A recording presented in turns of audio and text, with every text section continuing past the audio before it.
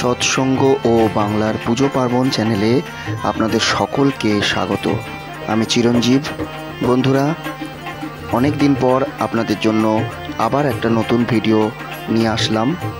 আমার ভিডিওর থাম্বনেল দেখে আপনারা অবশ্যই জানতে পেরেছেন যে আমি ইতিমধ্যেই কিছুদিন আগেই অযোধ্যা থেকে ঘুরে আসলাম। কিন্তু কেন হঠাৎ করে অযোধ্যাতে গেলাম? আমাদের এই অযোধ্যাতে যাওয়ার উদ্দেশ্য কী ছিল? হঠাৎ করে কেন আমরা অযোধ্যাতে ঘুরতে গেলাম, সেই সব কিছুই আপনাদেরকে বলবো। অযোধ্যাতে আমরা 7 দিন ছিলাম, সেখানে আমরা কি কি জিনিস দেখেছিলাম সেই সব কিছুই আপনাদেরকে দেখাবো। তবে একটি ভিডিওতে আমি এত সব কিছু দেখাতে পারবো না, তার কারণ ভিডিওটা অনেক বড় হয়ে যাবে। তাহলে সেই জন্য আমি দুটো পার্টে ভিডিওটাকে ভাগ করে আপনাদেরকে দেখাচ্ছি। প্রথম পার্টে আমি একটু অযোধ্যার ইন্ট্রোডাকশন ভিডিওতে দিয়েছি, যেখানে আমি দেখিয়েছি যে আমরা কেন অযোধ্যাতে গিয়েছিলাম এবং সেখানে আমরা কিভাবে 7 দিন কাটালাম। আর সেকেন্ড পার্টে আমি অযোধ্যাতে যে বিভিন্ন জায়গা ঘুরে দেখেছি সেই সব কিছুই আপনাদেরকে বিস্তারিতভাবে দেখাবো এবং সেই সম্পর্কে অনেক কিছুই বলবো। তাহলে চলুন আর দেরি না করে আমরা ভিডিওতে চলে যাই। বন্ধুরা, তাহলে কি ভাবছেন, এই এত প্রচণ্ড গরমে হঠাৎ অযোধ্যাতে কেন গেলাম? এই গরমে তো মানুষ ঠান্ডা জায়গায় ঘুরতে যায়, দার্জিলিং, কাশ্মীর, সিকিম এইসব জায়গায় যায়। এত গরমে তা হঠাৎ কি মনে করে অযোধ্যাতে গেলাম? কি শুধুই রামলালাকে দেখবার জন্য? হ্যাঁ, রামলালাকে তো অবশ্যই দেখবার জন্য অযোধ্যাতে গেছিলাম, কিন্তু তার সঙ্গেও আরও একটা কারণ ছিল। সেই কারণটা হচ্ছে আমাদের অ্যানুয়াল সাধনা শিবির এবছর অযোধ্যাতেই অনুষ্ঠিত হয়েছিল। সেই জন্যই সেই অ্যানুয়াল সাধনা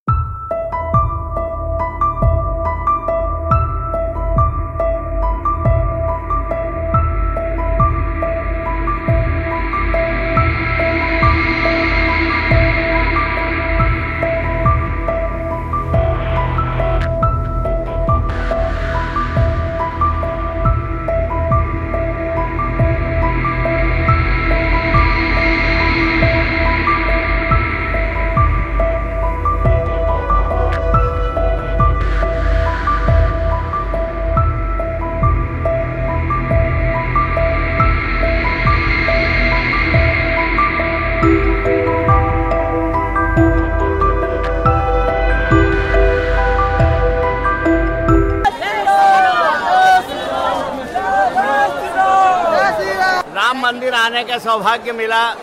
जो यहाँ की छटा है इसका कोई वर्णन करना बहुत मुश्किल है। हमारे माँ और बाबा ने जो एनुअल साधना शिविर करके हमारे 3 से 3,500 लोगों को जो ये सौभाग्य दिया, वो शायद बहुत बहुत सराहनीय है, क्योंकि इतने लोग सोच भी नहीं सकते थे कि हम कभी अयोध्या जाएंगे। राधे राधे।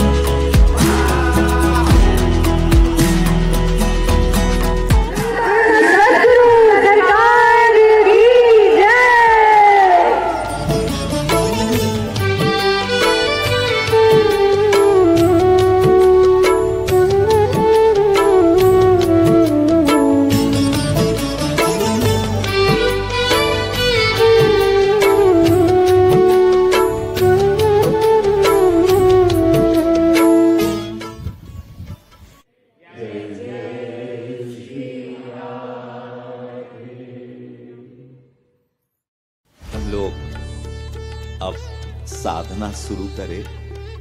ये पवित्र धरती सतयुग से लेकर कलियुग तक भगवान के अवतार आए, संत आए, प्रभु राम आए, श्री कृष्ण आए, महाप्रभु जी भी आए। जहां पर प्रभु राम दंत धावन करते थे वहीं पर लौटते थे, वहीं पर यही अवध नगरी में 14 साल रहे और वो राज्य में लौटते थे। अच्छा बनने के लिए अच्छे से प्यार करना है, इसलिए वो राज्य में लौटते थे।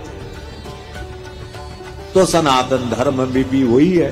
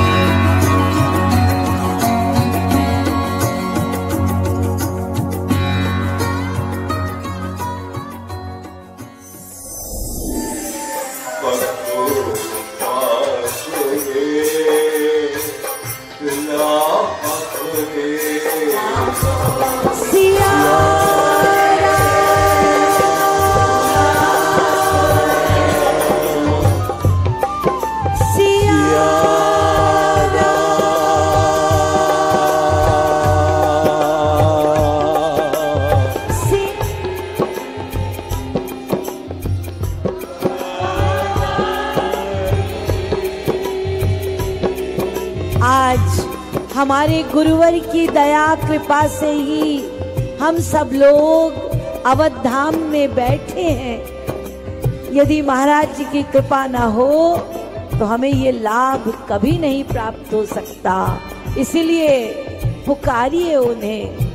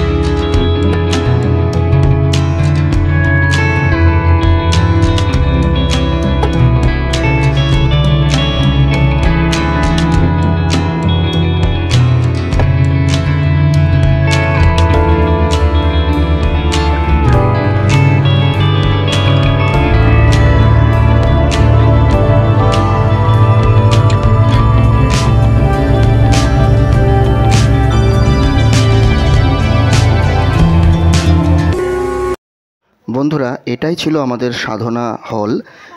এই সাধনা হলটি ভেতরটি বিশাল বড়। একসঙ্গে 3 থেকে 3,500 সৎসঙ্গী আমরা এখানে একসঙ্গে বসে সাধনা করেছিলাম। আর এই সৎসঙ্গ ভবনটির নাম হচ্ছে শ্রীরাম সৎসঙ্গ ভবন, যেটি অযোধ্যার দীনবন্ধু নেত্র চিকিৎসালয়ের কাছেই। জায়গাটির নাম ধর্মমণ্ডপ শ্রী মনিরাম দাস ছাউনি।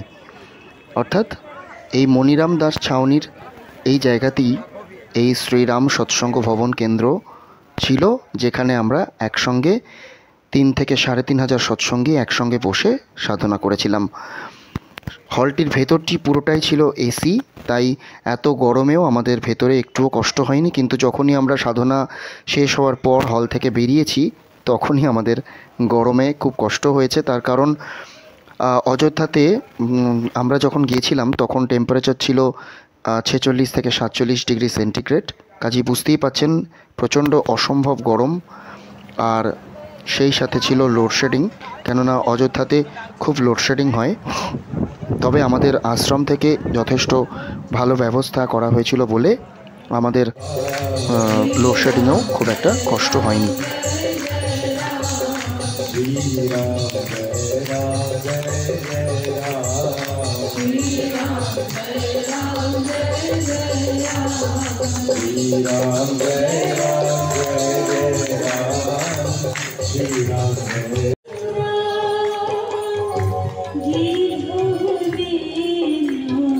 বাড়ি থেকে ছোট 2 গোপালকেও সঙ্গে নিয়ে গিয়েছিলাম। এই যে তাদের দেখুন।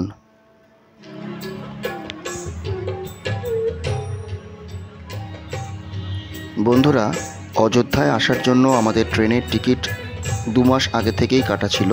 তার কারণ এত আগে থেকে টিকিট না কাটলে টিকিট পেতাম না, কেননা অযোধ্যাতে আপনারা জানেন এখন প্রচুর ভিড় হচ্ছে।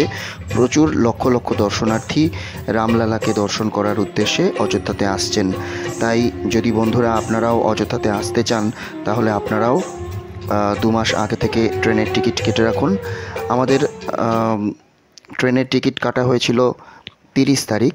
গত 30শে মে আমরা হাওড়া থেকে দুন এক্সপ্রেস ধরে অযোধ্যাতে গিয়ে পৌঁছাই এবং ফেরার সময় আমরা জম্মু তাওয়াই এক্সপ্রেসে করে আমরা অযোধ্যা থেকে হাওড়া এসে পৌঁছাই। মূলত এই দুটো ট্রেনই এখন অযোধ্যাতে যাতায়াত করে।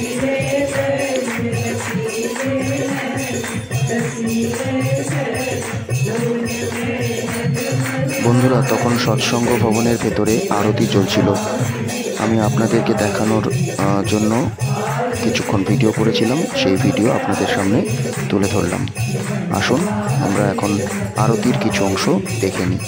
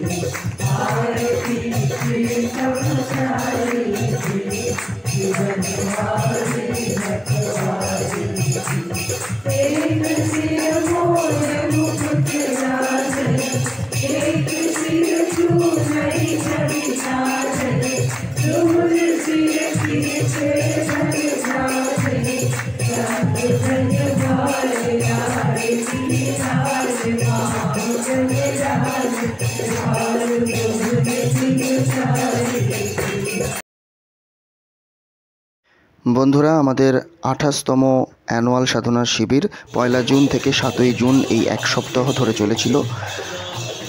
8 তারিখ আমরা অযোধ্যাতে বিভিন্ন জায়গা ঘুরে বেড়াই এবং তার ভিডিও আমি পার্ট 2তে আপনাদেরকে দেখাবো, আপনারা অবশ্যই দেখবেন। তো যাই হোক, পার্ট 1-এর ভিডিও এখানেই শেষ করছি, কেননা ভিডিওটা বেশি বড় করে লাভ নেই। তো যাই হোক, আপনারা সবাই আমার ভিডিও পার্ট 2 দেখবেন। আজকে এখানেই শেষ করছি। সবাই ভালো থাকবেন। রাধে রাধে সবাইকে। আর আমার ভিডিও যদি ভালো লাগে তাহলে অবশ্যই আমার চ্যানেলটিকে সাবস্ক্রাইব করে দেবেন, কেননা আপনারা ভিডিও দেখেন কিন্তু সাবস্ক্রাইব করতে ভুলে যান। তাই অতি অবশ্যই ভিডিওটিকে সাবস্ক্রাইব করবেন, আমার চ্যানেলটিকে সাবস্ক্রাইব করে রাখবেন। তাহলে দেখা হচ্ছে পার্ট 2তে। সবাই ভালো থাকবেন। রাধে রাধে।